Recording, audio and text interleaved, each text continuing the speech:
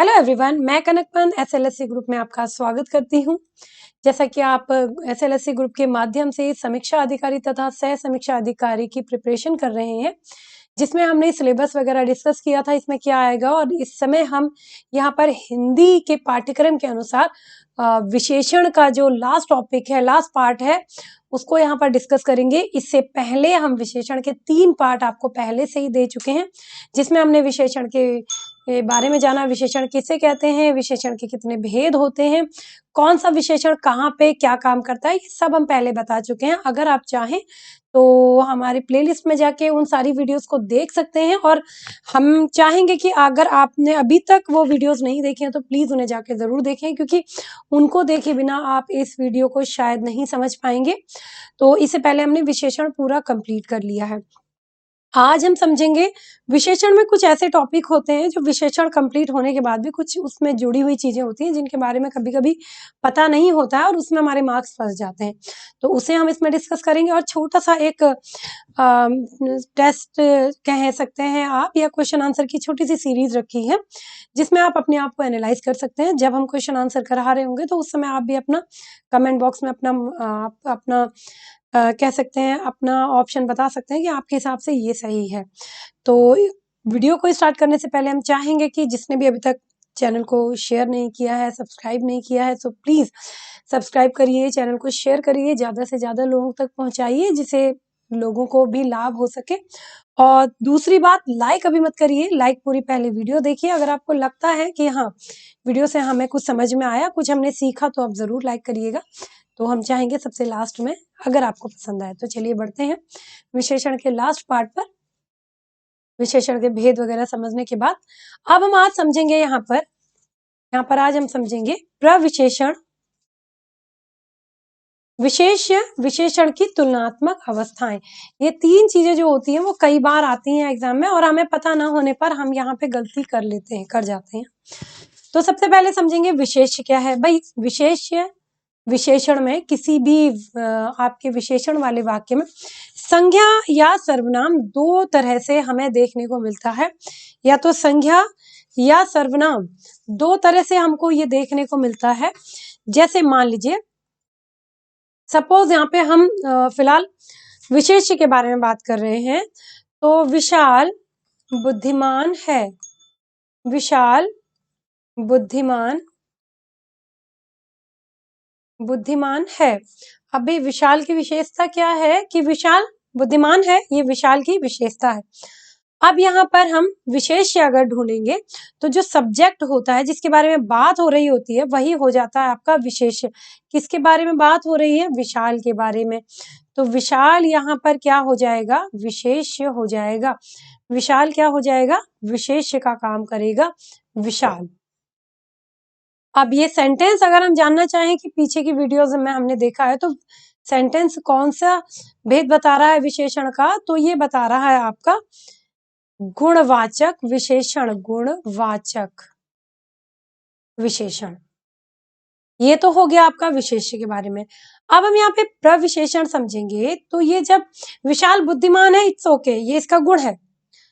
अब विशाल जो बुद्धिमान है, सॉरी यहाँ पे थोड़ी सी विशेषण की स्पेलिंग मिस्टेक हो गई है। अब ये जो विशाल बुद्धिमान है, ये कितना बुद्धिमान है? विशाल जो बुद्धिमान है वो कितना बुद्धिमान है? विशाल कितना बुद्धिमान है? यहां पर हम इसको देखेंगे कि जैसे विशाल बहुत बुद्धिमान है, विशाल बहुत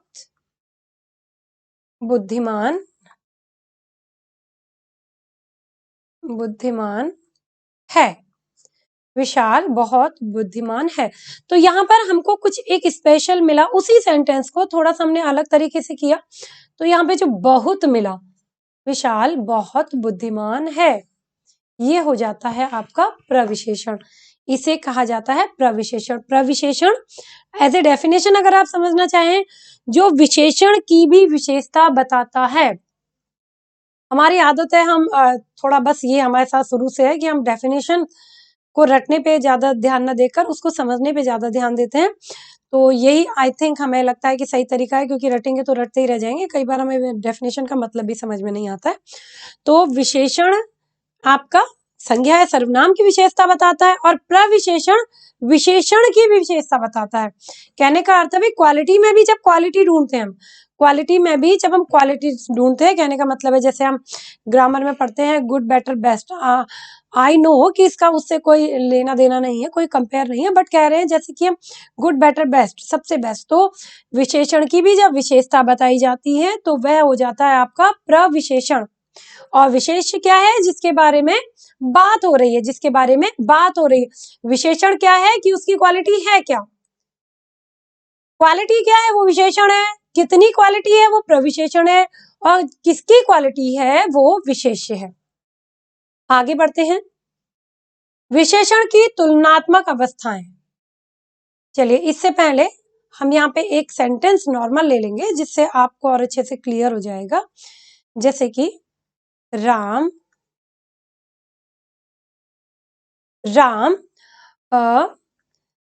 अपना कार्य समय से करता है, समय से करता है। देखिए अब आपको अगर याद होगा, अगर आपने हमारी पीछे की वीडियोस देखी होंगी, यहाँ पर समय की बात आ रही है। राम काम करता है तो कि वो उसकी क्रिया है, लेकिन वो अपना काम कैसे करता है, समय से करता है। जिस समय में उसको काम दिया गया है, भाई मान लीजिए अगर आज होमवर्क उसे स्कूल से मिला है तो वो समय से करेगा, उसी समय से करेगा। तो समय यानी कि कालवाचक, यहाँ पे गुण का कालवाचक बोध हमको यहाँ पे आ रहा है, तो ये समय का बोध करा रहा है। तो समय आपका गुणवाचक विशेषण है, ठीक है, गुणवाचक।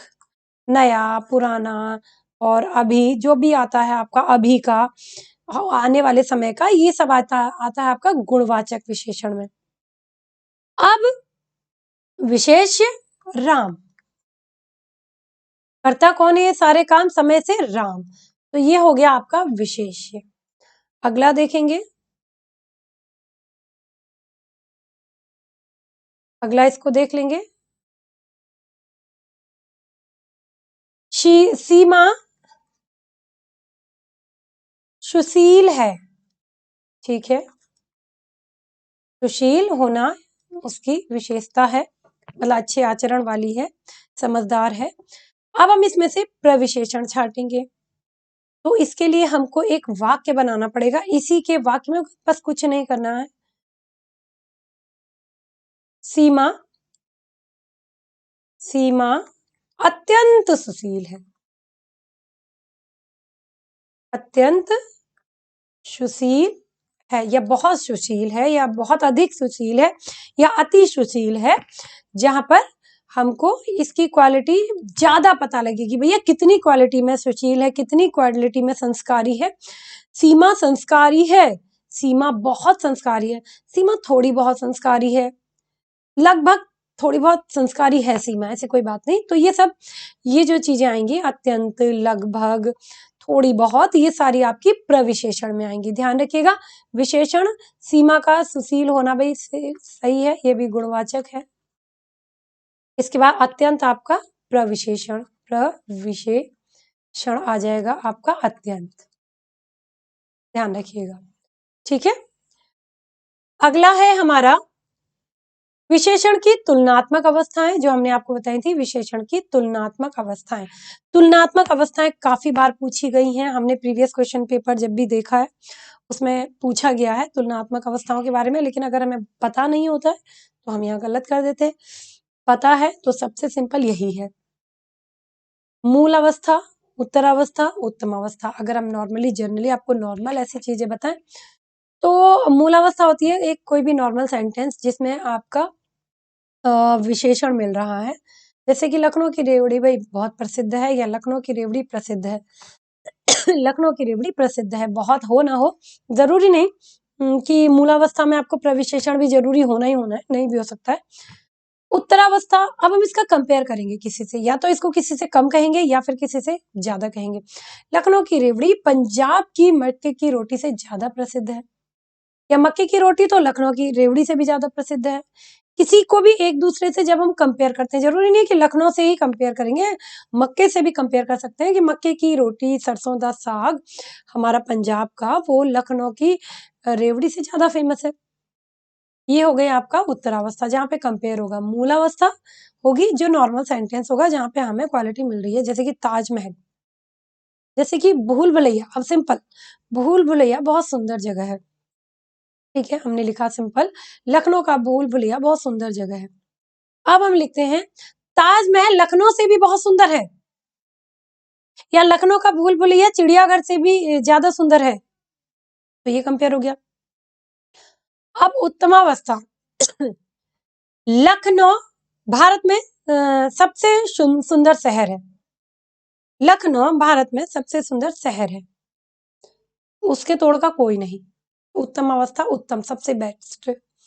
अब इस सेंटेंस को ऐसे समझ सकते हैं हम, लखनऊ की रेवड़ी सबसे अधिक प्रसिद्ध है। भैया पूरे इंडिया में लखनऊ की रेवड़ी सबसे अधिक प्रसिद्ध है, तो इसका मतलब ये हो गई आपकी उत्तमावस्था। मूलावस्था नॉर्मल विशेषण, उत्तरावस्था कंपेयर करेंगे और उसके बाद उत्तमावस्था ये सबसे बेस्ट होगा, या सबसे बेकार भी हो सकता है। लखनऊ की रेवड़ी तो सबसे बेकार है, लेकिन ऐसा है नहीं, हमारी नगरी सबसे अच्छी रेवड़ी बनाती है, इसका हमें गर्व है। बट उत्तमावस्था में क्या होता है कि या तो वो कहते हैं ना नीचे से फर्स्ट आना, या फिर ऊपर से फर्स्ट आना, तो ऊपर से फर्स्ट आ रहे हैं या नीचे से फर्स्ट आ रहे हैं, दोनों आपकी उत्तमावस्था में आएगी। तो ये हमारी विशेषण की वीडियो थी, जिसमें आज चौथा पार्ट, हमने फोर्थ पार्ट में विशेषण को कंप्लीट किया है। भाई आप कहेंगे मैम ने ऐसा फोर्थ पार्ट बना दिए, 4 पार्ट बनाए, ऐसा क्या है? सो प्लीज 1 बाय 1 करके आप हमारी वीडियोस देखिए, तो आपको समझ में आएगा कि नहीं 4 वीडियो बननी जरूरी थी, जिससे हम एक एक चीज को बारीकी से समझ गए और कहीं भी हम कोई गलती नहीं करेंगे। तो फ्रेंड्स यहाँ पे हम विशेषण की इस टॉपिक को, विशेषण के इस टॉपिक को यहीं पे विराम देंगे। अब हम क्या करेंगे भाई, ठीक है 4 वीडियो से समझ रहे हैं, सीखा कितना, ये बहुत जरूरी है कि हमने कितना सीखा, है ना, जितना भी हम पढ़ चुके हैं उसमें से हमने कितना सीखा। तो चलिए देखते हैं, थोड़े क्वेश्चंस लिए हैं, देखते हैं कैसे करते हैं। आप क्या करेंगे, जितने भी बच्चे यहाँ पे स्टूडेंट्स अभी देख रहे हैं वीडियो को, हमारे साथ साथ क्वेश्चंस के आंसर यहाँ पे कोशिश करेंगे कमेंट बॉक्स में डाल दिया करेंगे, जिससे क्या होगा आपको भी पता चलेगा आपने कितना सीखा। चलिए पहला प्रश्न है, विशेषण की कितनी अवस्थाएं होती हैं? ये हमने इसमें तो इस वीडियो में डिस्कस नहीं किया है, लेकिन हम पहले ही वीडियो में इसको डिस्कस कर चुके हैं। विशेषण की 4 अवस्थाएं होती हैं, गुणवाचक, संख्यावाचक, परिमाणवाचक और आपकी सार्वनामिक। सार्वनामिक को हमने बताया था 3 नामों से जाना जाता है, सार्वनामिक बोले, आपका निजवाचक बोले या संकेतवाचक। तो कितनी हो गई भाई, 4 हो गई, तो 4 इसका करेक्ट आंसर है। ओके, करेक्ट आंसर होगा आपका 4। अगला प्रश्न, वाक्य में विशेष्य कब आता है? चलिए एक सेंटेंस लिख के देख लेते हैं, तो फिर देख लेंगे क्या होता है। ताजमहल बहुत सुंदर है, सिंपल सा एक सेंटेंस, अभी यही याद आ रहा है, वैसे बहुत सारी चीजें बहुत सुंदर है ना, बट ये सुंदर है। चलिए एक दूसरा सेंटेंस ले लेते हैं, कश्मीर, कश्मीर बहुत सुंदर, बहुत सुंदर जगह है, ठीक है। तो अब इसमें हम विशेष्य देखेंगे। विशेष्य आप याद करिए कि मैम ने बताया था कि विशेष्य जो होता है वो जिसके बारे में बात हो रही होती है। अब ये किसके बारे में बात हो रही है, कश्मीर के बारे में बात हो रही है, तो भैया कश्मीर सबसे पहले आ रहा है, भैया हमको तो दिख रहा है कश्मीर यहाँ सबसे पहले आ रहा है, उसके बाद विशेषण आ रहा है, तो विशेषण के पहले, तो ए ऑप्शन यहाँ पर करेक्ट होगा। अगला प्रश्न है, हिंदुस्तानी लोग बहुत मेहनती होते हैं, इस वाक्य में विशेषण। अगर आपने हमारी पहले वाली वीडियो देखी है तो आपने देखा होगा हमने गुणवाचक विशेषण, गुणवाचक विशेषण को कई तरीके से बताया था। हमने बताया था आकार के उससे भी होता है, समय के उससे भी माना जाता है, दिशा के माध्यम से भी हम गुणवाचक को समझते हैं, आकार के माध्यम से काफी चीजें हमने बताई थी, और रंग के माध्यम से, दशा के माध्यम से, दोष के माध्यम से। लेकिन मेहनती होना तो उसकी अच्छी, उचित और अनुचित, मेहनती होते हैं यानी कि गुणवाचक। भाई हिंदुस्तानी लोग बहुत आलसी होते हैं, वैसे ऐसा है नहीं, बिल्कुल नहीं। आलसी होते हैं तो वो भी उसकी एक हालांकि एक तरह से डिस्क्वालिटी है, बट क्वालिटी में ही आ रही है, तो वो भी आपका गुणवाचक हो जाता है। तो मेहनती लोग हो जाएगा आपका गुणवाचक विशेषण। अगला प्रश्न, प्रविशेषण बताते हैं। प्रविशेषण विशेषण का भेद बताते हैं, विशेषण का भाव बताते हैं, विशेषण की विशेषता। हमने क्या कहा था, क्वालिटी की भी क्वालिटी, तो बिल्कुल सही, थर्ड ऑप्शन इसमें बिल्कुल करेक्ट है, विशेषण की विशेषता। अगला प्रश्न, रीता सबसे कुरूप है।